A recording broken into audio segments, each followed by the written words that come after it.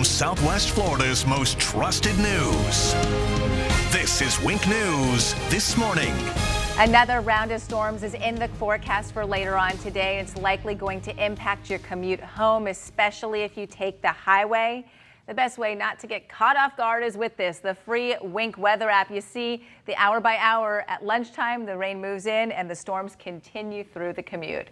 Good morning and thanks for joining us here on Wink. I'm Lindsay Sablon. And I'm Corey Lazar. It is a great tool to have this time of year. You're never going to be caught off guard. And take a look. This is Future Track behind us, all lit up in many different colors. Weather Authority meteorologist Casey Sherman is in the Weather Center this morning. So Casey, are these storms going to be spreading out all across the area later today?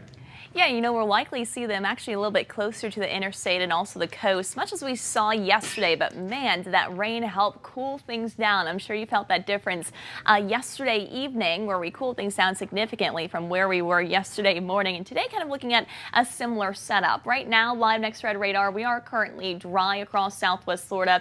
Temperatures, you'll notice out the door, not as warm. We're not quite as humid as this time yesterday either. Currently waking up in the low mid 70s right now, running anywhere between 2 to even 7 degrees cooler than this time yesterday, where a lot of us were already in the lower 80s. So as we head throughout the day, look for what will be a fairly quiet start to the day. I do expect, though, a few showers and storms to begin bubbling up by lunchtime, 1 p.m., and really ramping up as we head towards 2, 3, 4 p.m. and into the evening hours. I will have that hour-by-hour forecast with your newest Future Track model, and also take a look at a new disturbance we're currently keeping an eye on in the tropics. That's all coming up in just a bit. All right, Casey, thank you. Starting off your 5 o'clock hour with an alert for you out along I-75. We just got word of a crash out here at mile marker 136.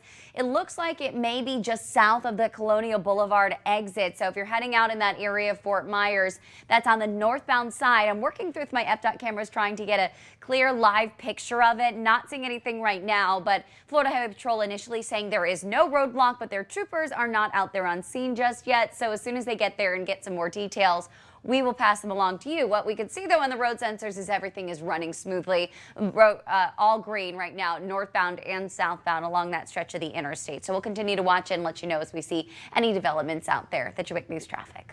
Wink News staying on top of multiple breaking news stories. This first one coming out of Surfside, north of Miami Beach. We have just learned this building collapse that you see here has turned deadly. Our reporter there on scene from our CBS affiliate saying one woman has died and a 10-year-old little boy has been rescued from all of this rubble. In fact, take a look.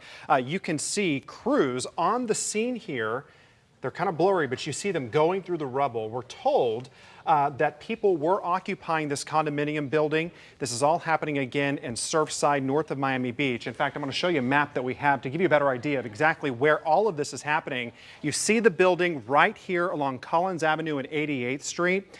We're trying to figure out how many people have been rescued so far, but we know for sure a 10-year-old boy has been pulled out of this rubble. I'm going through a lot of sound from witnesses on the scene. Hopefully we'll give you that here in the next couple of minutes, but a building collapse here north of Miami Beach. Also breaking this morning, an entire county is on lockdown and a manhunt is underway for this man. Daytona Beach police say 29-year-old Otha Wallace shot an officer in the head. I'd like you to take a look at this body camera video from the moments right before. You see Wallace in yellow right there in the car. The police chief says his officer was investigating a suspicious incident when the officer approached Wallace in the car.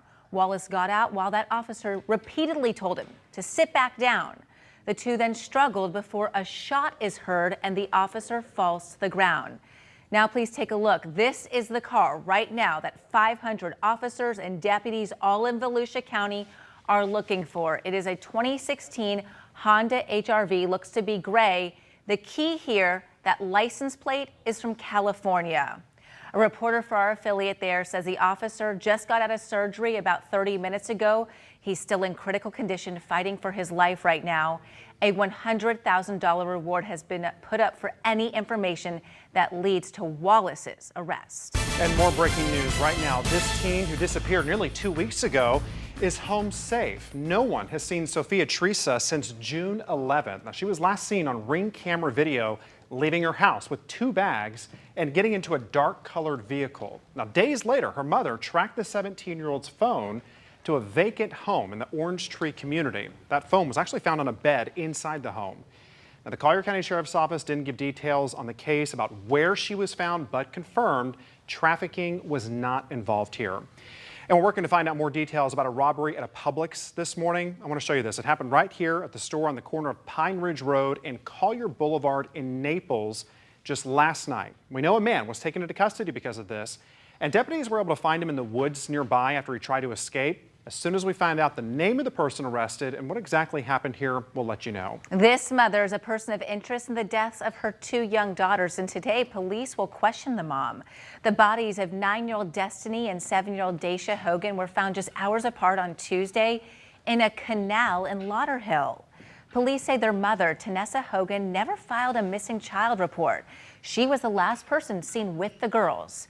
Police have contacted Hogan, but they say she's not in the community right now. Keeping the water in Southwest Florida's largest city clean and safe. That is the big goal of the Cape Coral Waterway Advisory Board, and they're trying to figure out how to keep all of the waterways clean this year. They're trying to talk about this today. Week News reporter Taylor Wirtz spoke with people living in the Cape area. And Taylor, what are some of their big concerns here? Well, Corey, really no two people had the same concerns regarding these waterways, which goes to show they're probably always going to be a work in progress. But some of the main concerns that we heard from those living and boating around Cape Coral had to do with boater safety and congestion in the canals. Some people we spoke to were concerned about speeding and a general lack of boating knowledge among many of those out on the water. And one look at the Waterway Advisory Board agenda shows that this must be a common issue because it's listed on there by a couple different board members as a topic up for discussion today. A board member I spoke to said he couldn't give me many details as to what would be discussed, but Cape Coral residents were more eager to share with us what they think should be brought up. Many people go too fast in the canals.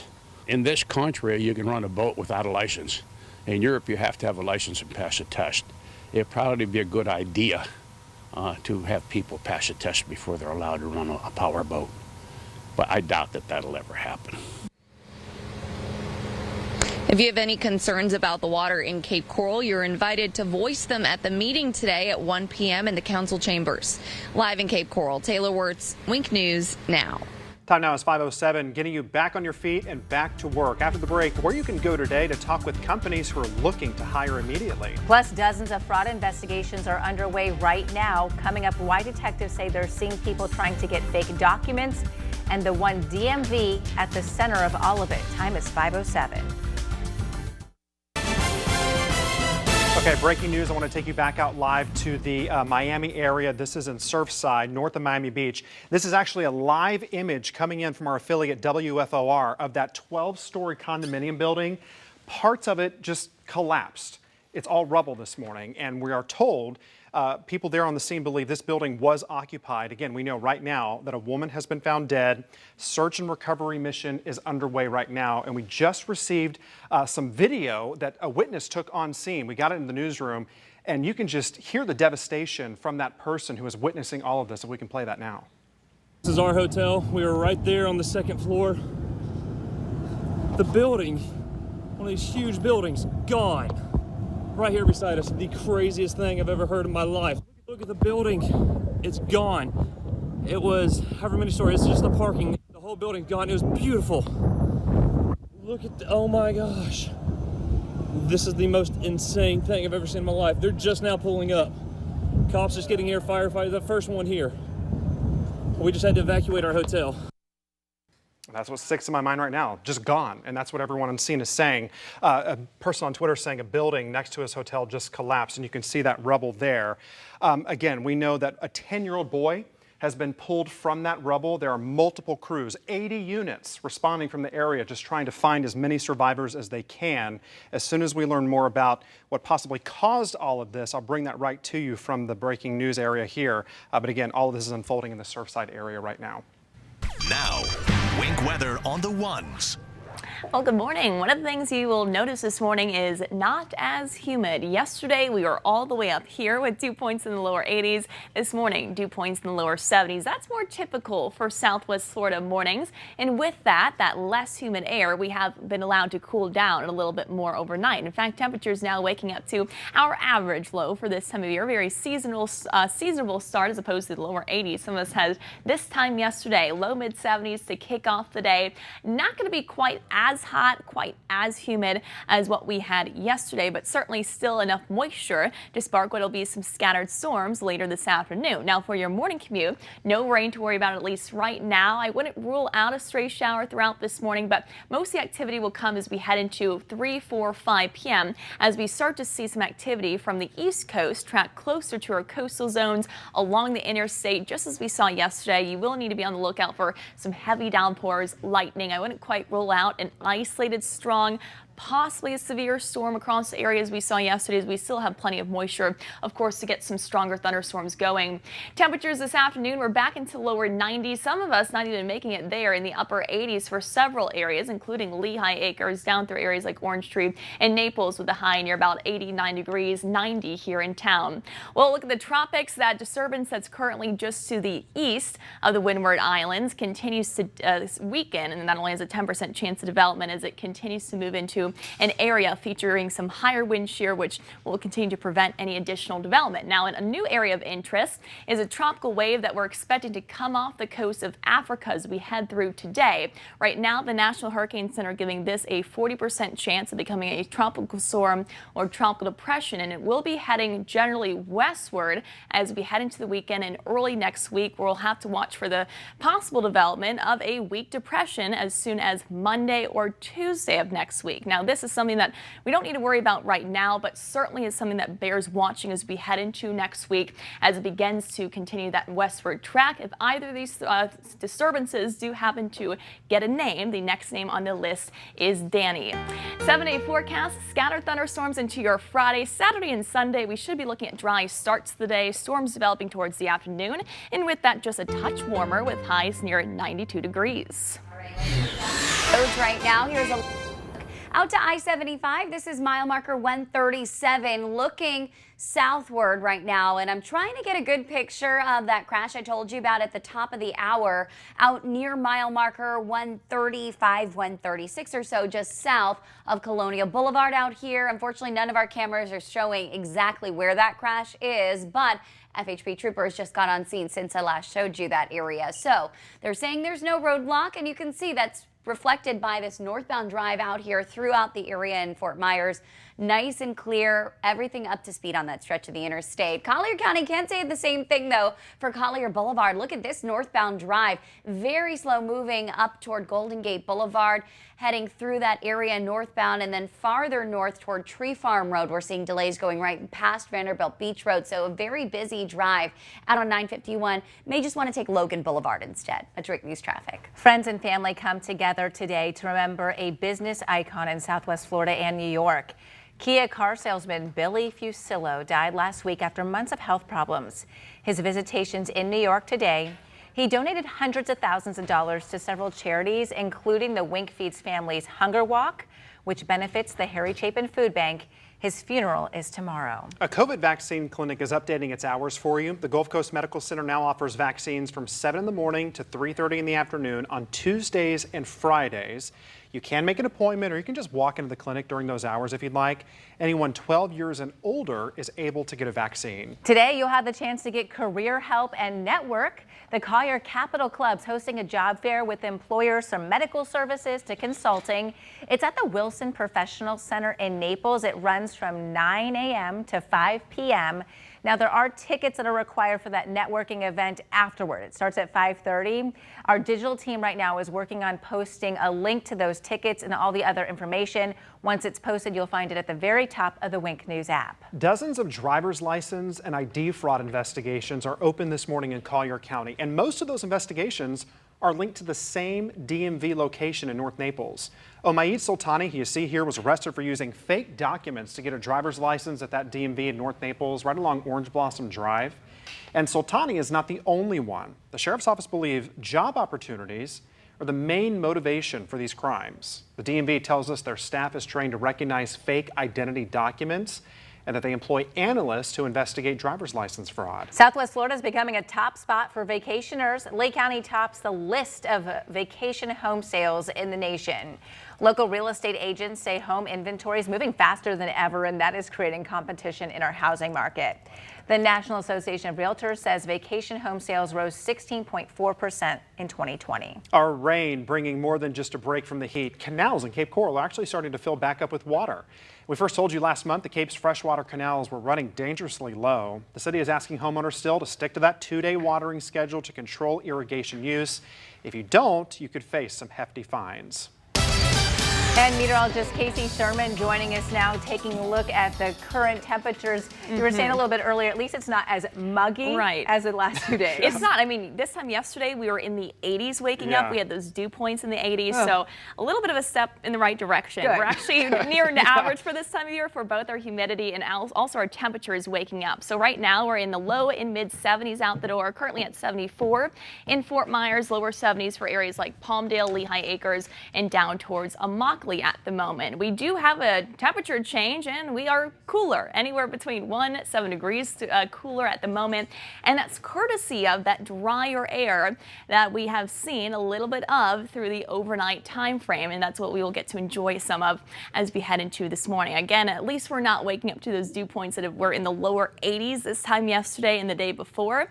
Currently live next red radar, we're actually quiet at the moment, but man, did we feel a difference as far as that rain cooled air yesterday. You may have felt that as well with those thunderstorms that rolled throughout the afternoon. Things cooled down quickly, and thankfully today we have another chance of seeing widespread scattered storms. So throughout this morning, partly cloudy sky, we should be fairly quiet, and even through lunchtime, though we wouldn't quite rule out maybe a stray shower developing before then.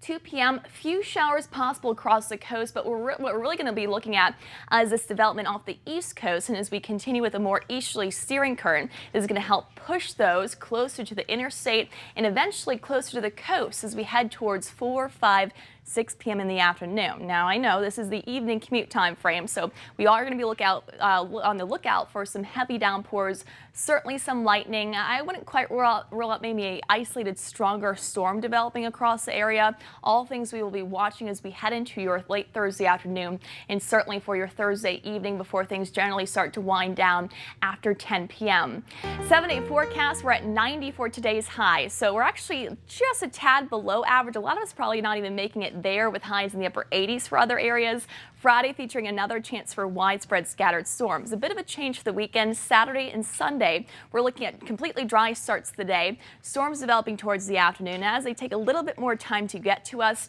we will be just a touch warmer with highs back to near 92 degrees. Heading into next week, scattered thunderstorm chances continue on. Highs remain in the lower 90s with nights in the middle 70s. Heading out on the morning drive through Charlotte County right now, starting to see some busy spots across Port Charlotte. You can see delays picking up on Casada Avenue, where we typically see them this time of day. 41 nice and quiet all the way from Port Charlotte Boulevard up through Murdoch Circle, so really no major problems there. Across Punta Gorda, a little bit busy near the airport where we tend to get some volume at this early hour typically, but crossing between North Fort Myers and Punta Gorda, you should have an easy drive on both I-75 and US 41. A lot of green on the road sensors, which means everything's running up to speed on both of our main highways. Once you cross into North Fort Myers, you could see Business 41 and US 41, both pretty similar, but a little bit slower there on Cleveland Avenue. That's US 41, heading southbound right now toward Del Prado and Pine Island Road. Altogether, though, very quiet drive out there. That only crash we're watching is along 75, and it's not blocking anybody's way. The news traffic. Our first real look at the toll the pandemic has had on our children's learning. Coming up, a look at those new test scores in our area. Evidence your job really is bad for your health. When we come back, what you're more likely to be diagnosed with if you work in a toxic environment. This is breaking news from Wink News. I want to get you back to that breaking news right now coming out of Volusia County. Right now, there is an all-out manhunt really across our state for this man you see right here. It's 29-year-old Othel Wallace, and that is because police in Daytona Beach say that he shot one of their officers in the head. Let me show you this original scene. It was in a neighborhood, you can see right here, around 9 o'clock last night, and you notice they kept those reporters far away from the scene, but here's where everything was developing. That officer heard about something suspicious going on. He tried to engage that suspect, Wallace, Othel Wallace, and that is when he was shot in the head. And this morning, the chief saying this about the officer, who they still have not identified. No change in the status of my hero who was shot in the line of duty last night. He's fighting while all of us are praying, and this manhunt continues for the coward who is responsible. 500 deputies and officers are on the streets right now, and you can see all of the different agencies who are sending their support and love for that officer fighting for his life. And here is a look at the hospital where he is at right now. Here's the big takeaway. If we can pull up the car, this is the car that everyone is looking for right now. They believe Otha Wallace may be driving it. It's a gray Honda HR-V. It has a California license plate that you can see right there with the numbers. There is a $100,000 reward for information that leads to his arrest. And more breaking news in Surfside, Florida. We're staying on top of this 12-story condominium building collapse. New video just coming in, very dramatic. Take a look at this rescue. Look at that.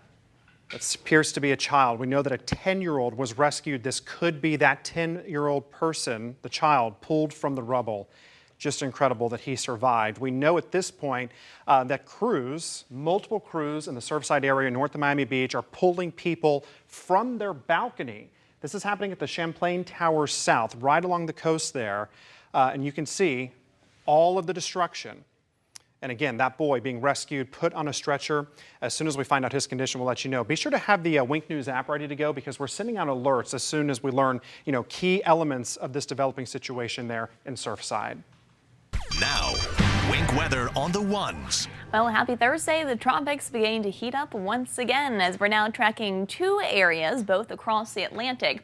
One that's been approaching the Windward Islands. This has just a 10% chance of tropical development as that continues to move into a more hostile environment. However, we are now tracking a new area. Currently, this tropical wave that's expected to emerge off the African coast as we head into later on today. The National Hurricane Center now giving this a 40% chance of becoming a tropical storm or tropical depression as it moves westward into the eastern Atlantic and eventually into the central Atlantic later on into the weekend. Now, this is something that we don't really need to worry about right now, but definitely something that bears watching. And of course, we will continue to keep you updated day by day here as we do get these updates in from the National Hurricane Center. Here's the European model showing that track westward, where I wouldn't quite rule out a closed circulation, perhaps some kind of weak depression forming as early in the week next week. All things we will continue to keep an eye on. And for today, closer to home, we will be keeping an eye on the additional chance for more scattered thunderstorms developing, especially for this afternoon.